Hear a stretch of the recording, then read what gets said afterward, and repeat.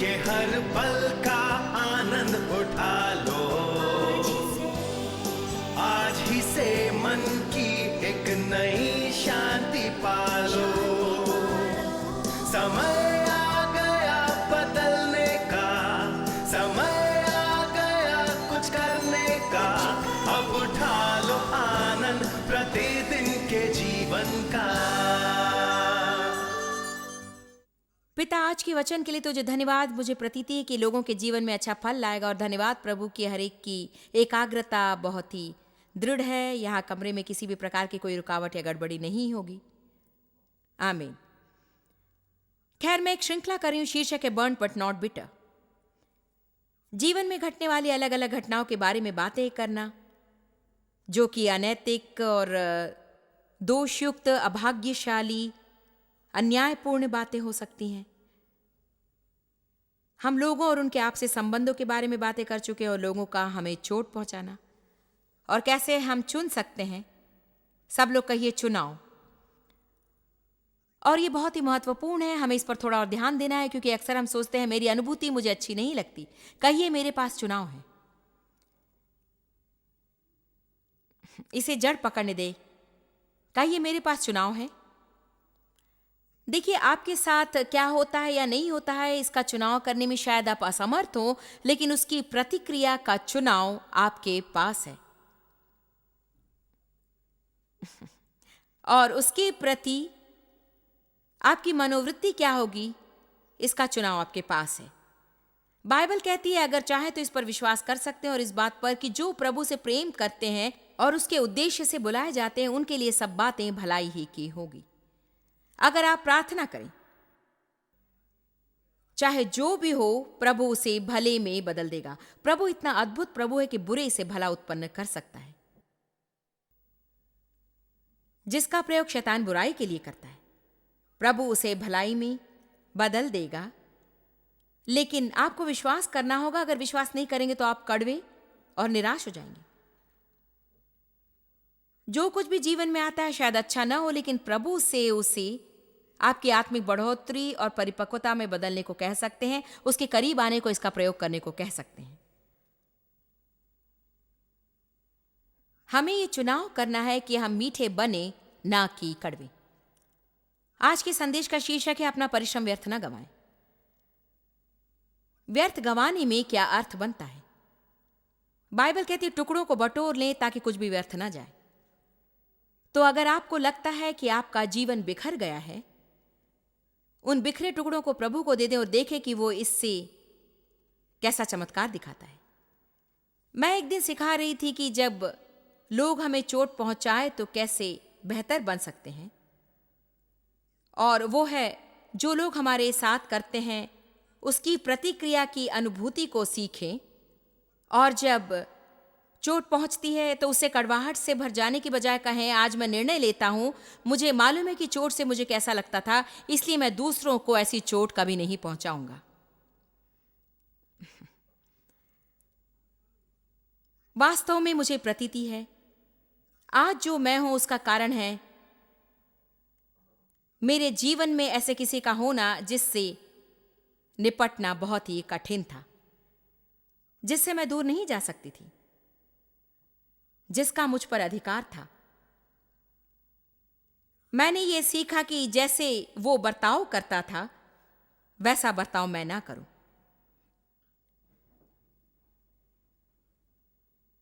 अगर मैंने इस तरह अन्याय बर्ताव ना सहा होता तो शायद लोगों से सही बर्ताव करना ना सीखा होता।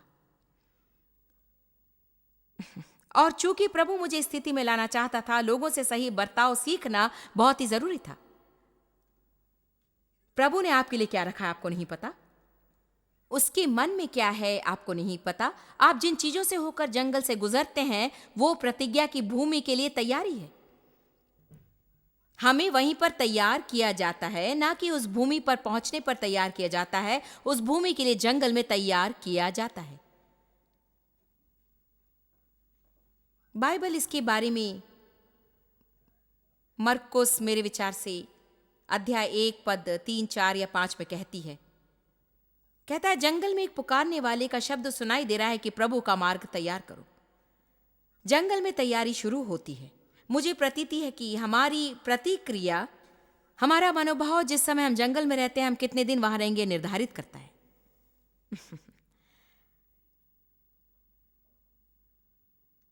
क्योंकि कोई भी मिस्र से निकलकर प्रतिज्ञा की भूमि पर नहीं जाता। हमें जंगल में से गुजरना ही होता है। मैं जानती हूं कि कई विश्वासी विश्वास नहीं करेंगे, लेकिन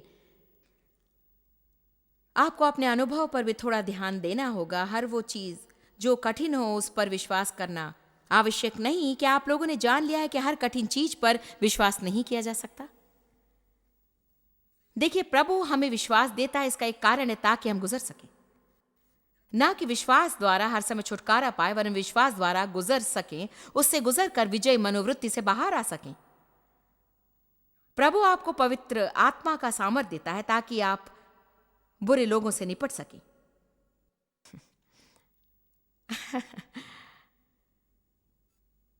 आपकी उत्तेजना के लिए धन्यवाद।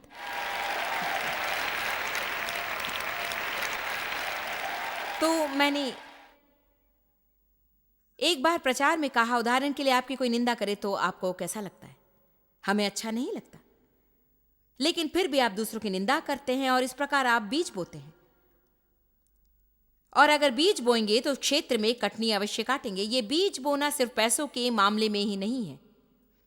हमारा हर निर्णय एक बीज है। जब तक ये भूमि रहेगी, बीज बोना और कटाई भी रहेगी। प्रभु इसी तरह काम करता है। आप दया बोएंगे, दया पाएंगे। न्याय करना बोएंगे, न्याय करना ही पाएंगे।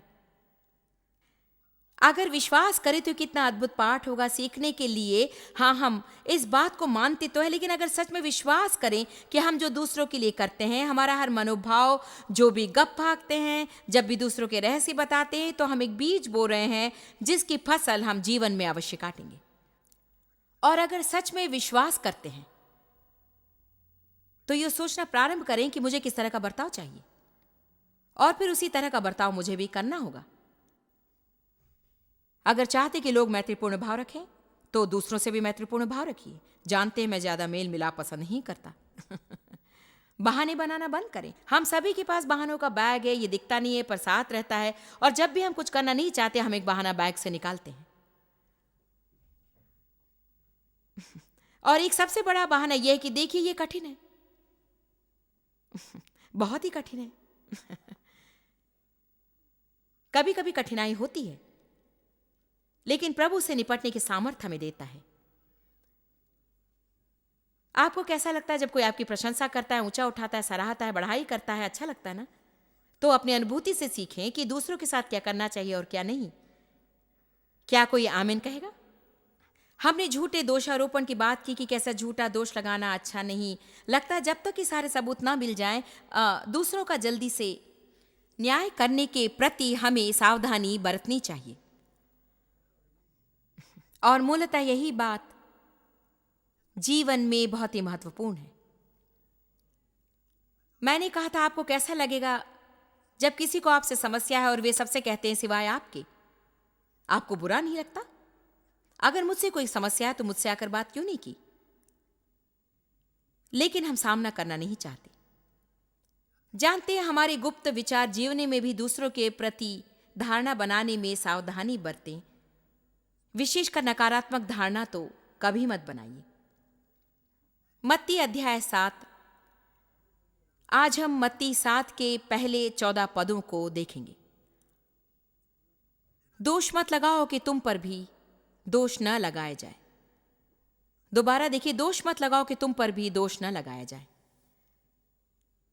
हम यहां बीज बोने की बात कर रहे हैं, क्योंकि जिस प्रकार तुम दोष लगाते हो उसी प्रकार तुम पर भी दोष लगाया जाएगा, और जिस नाप से तुम नापते हो उसी से तुम्हारे लिए भी नापा जाएगा।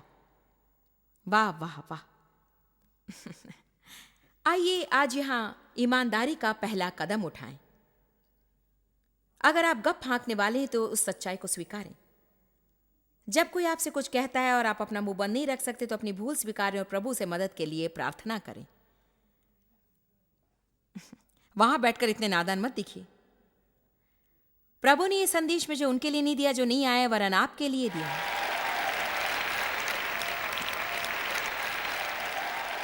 मेरी चाल प्रभु की आज्ञा अनुसार है, वैसी बात। अतः चाहे आपको समस्याओं से उभर आए, उसका यह मतलब नहीं कि कभी कभार थोड़ा सा सामंजस्य ठीक नहीं। शायद आप थोड़े से ट्यून अप होने के लिए आए हैं। हमें चीजों को याद दिलाने की आवश्यकता है क्योंकि हम उन्हें भूल जाते हैं। देखिए, शरीर बलशाली होता है। मत्ती अध्याय 7 पद 3, तू क्यों अपने भाई की आंख के तिनके को देखता है और अपनी आंख का लट्ठा तुझे नहीं सूझता। जीवित बाइबल की बात मुझे पसंद है। अपने भाई की आंख से टूथपिक निकालने की कोशिश में हो जबकि तुम्हारी आंख में टेलीफोन का खंबा है।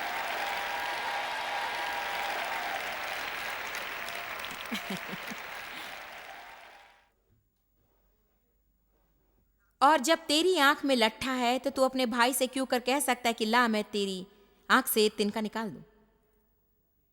देखिए, जब हम ऐसा करते हैं तो लोगों को चोट पहुंचाते हैं।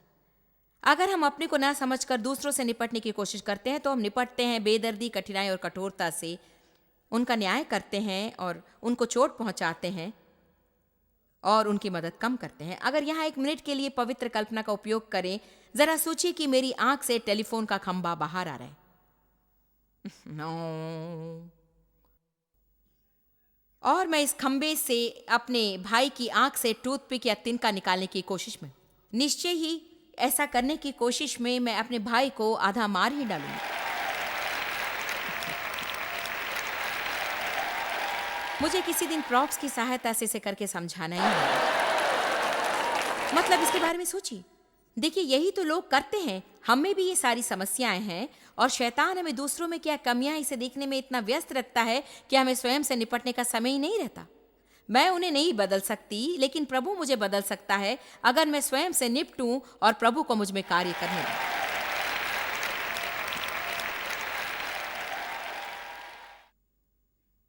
मैं आपसे कहती हूं कि सदा दोष ढूंढने वाली आत्मा को मसीह के शरीर से दूर हटाना है। मैं परिश्रमी हूं, पिछले 25 सालों से परिश्रम कर रही हूं। मुझ में गलतियां मत ढूंढिए, या तो कुछ अच्छा कहिए या फिर कुछ मत कहिए। जब मैं घर जाऊं तब इस कॉन्फ्रेंस के बारे में आपको कुछ अच्छा न लगे तो मुझे पत्र मत लिखिए। पत्र लिखकर ये मत कहिए कि आपने दान में बहुत समय लगा दिया, मुझे बकवास नहीं सुनी, मुझे ऐसी बेकार बातें मत सुनाइए। आप ऐसा कुछ मत लिखिए क्योंकि मेरा परिवार उसे पढ़ने नहीं देगा। आप अपना समय व्यर्थ गंवा रहे हैं। सब कुछ देव तक आकर रुक जाता है। अगर देव को लगे कि मुझे किसी में कुछ सुधार लाना है या फिर ऐसा कुछ घट रहा है जिस पर मुझे ध्यान केंद्रित करना है, तो हाँ, वे पत्रों को मेरे साथ बांटते हैं। एक बात बताऊं आपको, जो भी मैं करती हूं उसके बारे में लोगों की धारणा से मुझे लड़ने या फिर उससे जूझने का वक्त मेरे पास नहीं है। मैं सब सही नहीं करती, पर मेरा मन सही है और प्रभु इसे जानता है।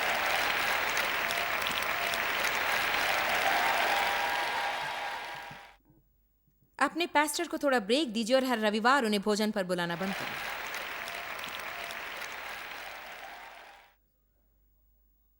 काश अगर मैं पास्टर होता, लेकिन बात यह है कि आप नहीं हैं। कौन कहता है कि अगर आप पास्टर होते तो उतना ही अच्छा काम करते? खैर, मैं जानती हूं कि मैं ऐसा नहीं करूंगी। ओ, आप कुछ नहीं जानते। कोई भी नहीं जानता जब तक कि उस स्थिति में न आ जाए। कोई नहीं जानता, कोई भी नहीं। काश अगर मैं उसकी जगह होता तो कार ऐसे नहीं चलाता। ओ, तुम जलन रखते हो। अगर आपके पास वैसी कार होती तो आप परवाह नहीं करते।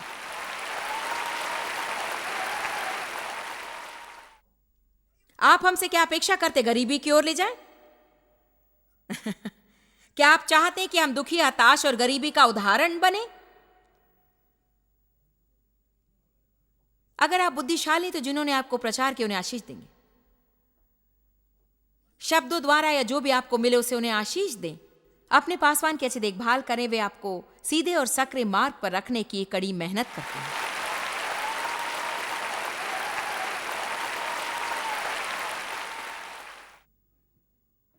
जानते, मैंने पिछले हफ्ते कुछ भयानक लेखा जोखा सुना। मतलब कि लगभग 6200 सेवक हर महीने सेवकाई से बाहर निकलना चाहते हैं क्योंकि वे दबाव सह नहीं पाते। जानते हैं कि लोगों को खुश न कर पाना भी दबाव डालता है।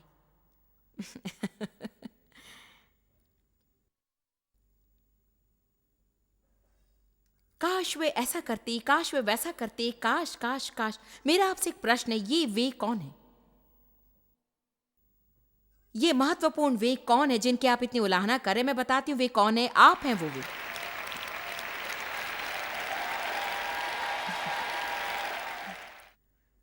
मैं चुप नहीं रहने वाली, इसलिए बेहतर होगा मेरी बात सुने। मैं अपना संदेश नहीं बदलने वाली क्योंकि अभी तक आप उत्तेजित नहीं हुए। कम ऑन, आज आपको थोड़ा कड़वापन सहना होगा। हम यहां मीठा नहीं बांट रहे हैं। इसका कारण जानते हैं? जानते हैं ऐसा शिक्षण क्यों दे रही हूं? क्योंकि मैं चाहती हूं कि आप वो पाएं जिसे देने यीशु मरा। मैं हिम्मत रखती हुई बताने की कि आपको क्या करना चाहिए, क्या नहीं करना चाहिए, और शायद नहीं करेंगे जब तक कि कोई आपसे ये न कहे कि आपको इसे करना है। क्योंकि मैं चाहती हूं कि आप प्रभु द्वारा नियोजित उत्तम वस्तु पाएं। बाइबल में एक योजना तैयार है। आज के दिन चुन ले कि किसकी सेवा करेगा। मैं तुम्हारे सामने जीवन और मृत्यु रखता हूं, जीवन चुन ले। हमें एक दूसरे को जीवन का पाठ सिखाना सीखना है। पद 5, हे कपटी। मैं आपसे नहीं कह रही हूं, मैं बाइबल पढ़ रही हूं। ये वही स्थान है जहां पर मैं थी। प्रभु की स्तुति है।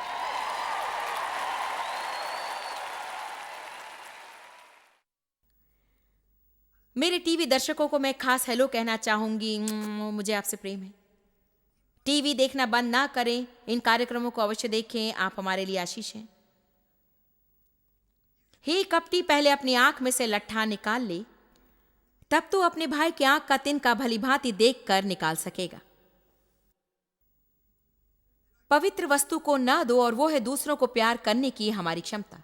क्योंकि बाइबल रोमियो 5:5 में कहती है, पवित्र आत्मा द्वारा परमेश्वर का प्रेम हमारे मन में डाला गया है। तो मुझ में लोगों से प्रेम करने की प्रभु द्वारा दी गई क्षमता है, और मुझे प्रतीति है कि ये पवित्र और अमूल्य है। वो कहता है, पवित्र वस्तु कुत्तों को ना दो, और अपने मोती सूअरों के आगे मत डालो। ऐसा ना हो कि वे उन्हें पांवों तले रौंद दे और पलट कर तुमको फाड़ डालें।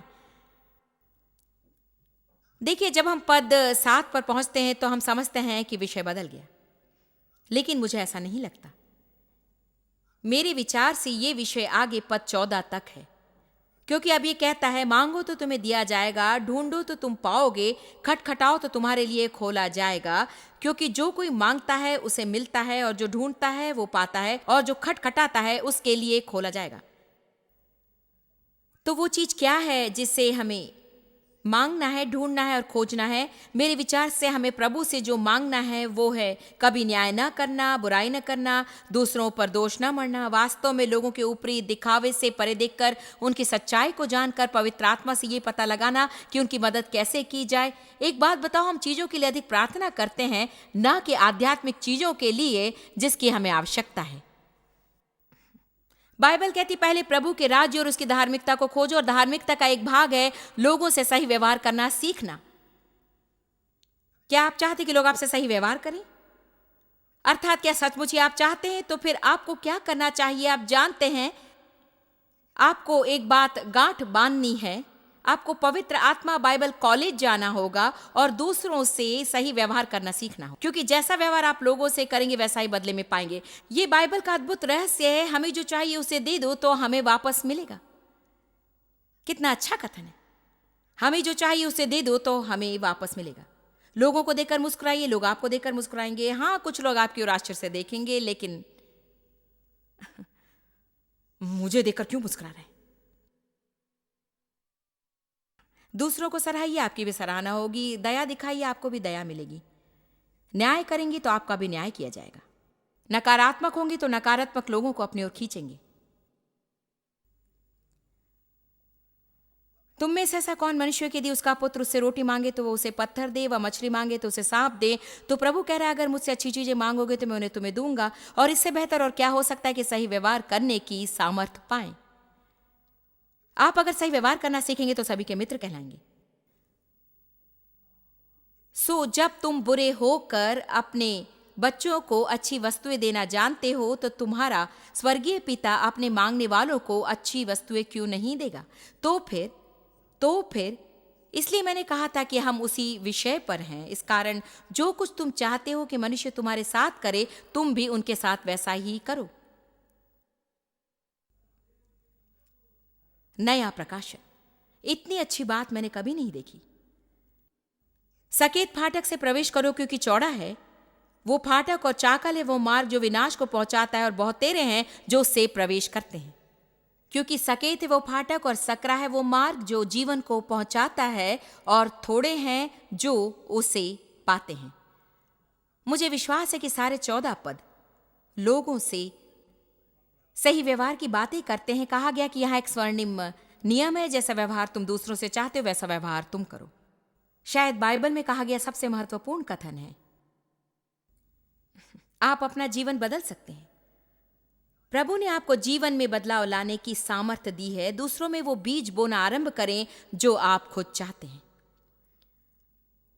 मुझे नहीं लगता आप समझ सकें, क्योंकि अगर समझ लिए होते तो बहुत खुश दिखाई देते। मेरा मतलब आप समझ रहे हैं कि देखिए, सभी के लिए सही अवसर प्राप्त है।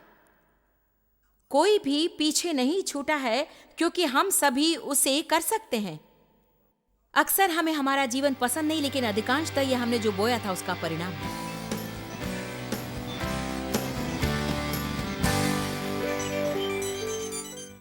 मेरा विश्वास है कि आज का संदेश सुनकर आप लोगों को इसी वक्त प्रार्थना करके किसी को क्षमा करना होगा, बदले की भावना हटानी होगी, कड़वाहट दूर करनी होगी, और शुरुआत होती है निर्णय से। और जब आपको सही ना भी लगे तो भी आपको सही करना होगा।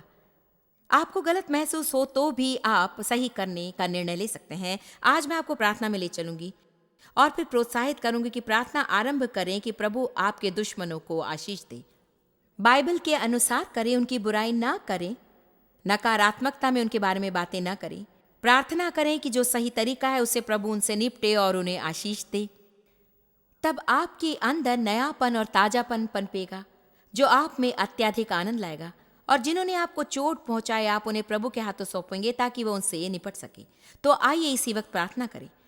परमेश्वर पिता, मैं मांगती हूं कि आप उन सबको छुएं जो इस कार्यक्रम को देख रहे हैं, जिनमें क्षमाहीनता, कड़वाहट और दूसरों के प्रति द्वेष की भावना है, या जिन्हें दूसरों पर क्रोध है किसी कारणवश। हम जानते हैं प्रभु कि भावात्मक रूप से इसे करना कठिन है, लेकिन मैं चाहती हूं कि आप एक विशेष महिमा दें इसी वक्त। मैं मांगती हूं कि आप लोगों के हृदय तक जाएं, उस गहराई तक जहां सिर्फ आप जा सकते हैं, और उनके घावों को चंगा करें, उन चोटों को चंगा करें, और चंगाई की दवा उंडेलें इसी वक्त। आपका धन्यवाद प्रभु कि आप आज लोगों को महिमा दे रहे हैं कि उनके हृदय से न सिर्फ पुराने घाव मिट जाएं, वरन विशेष महिमा दे कि वे दुश्मन के लिए प्रार्थना कर सकें, उनके बारे में नकारात्मक बातें न कहें। मेरा विश्वास है प्रभु कि आप उनके जीवन में न्याय लाएंगे। मैं आपसे मांगती हूँ प्रभु कि लोगों को दुगनी आशीष दें उनकी पिछली समस्याओं के लिए, यीशु के नाम में आमीन। ठीक है, मुझे प्रतीति कि आपके लिए नई शुरुआत है। आपसे मिलने की फिर आशा है।